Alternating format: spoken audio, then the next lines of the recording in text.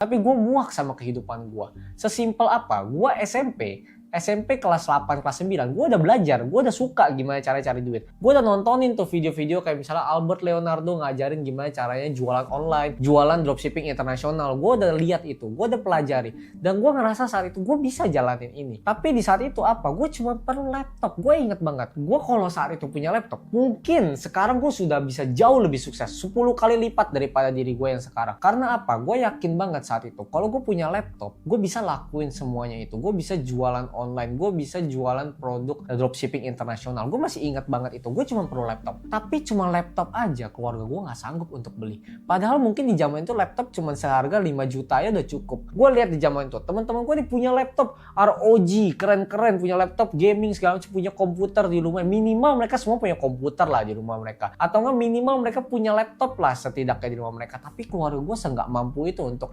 belikan laptop yang bahkan gue mau beli untuk gue gunain untuk hal yang penting. Gue muak banget saat itu. Gue bilang sama Tuhan, andai gue punya laptop, gue pasti bisa sukses. Gue yakin. Kenapa gue yang bisa? Gue yakin gue bisa, tapi gue nggak dikasih. Sedangkan orang-orang lain di luar sana punya fasilitas itu, tidak digunain secara baik, tidak digunain dengan benar. Dan gue inget banget, untuk bisa beli laptop itu, gue harus tabungin duit gue bener-bener setabung-tabungnya. Gue dapat duit dari misalnya acara Imlek, gue tabung semua duitnya nggak gue pakai. Gue inget banget, setiap hari tuh gue di sekolah, gue cuma makan tuh nasi warteg, nasi kerang sama usus doang. Cuma itu doang yang makanan gue. 10.000 setiap hari gue cuma makan itu doang. Demi apa? Demi gue tabung biar gue bisa beli laptop. Gue beli laptop karena gue mau jualan. Gue kasih tahu ke orang tua gue, mereka nggak bisa sanggupi, mereka nggak bisa beliin. Gue nggak ngerti kenapa mereka seperti itu.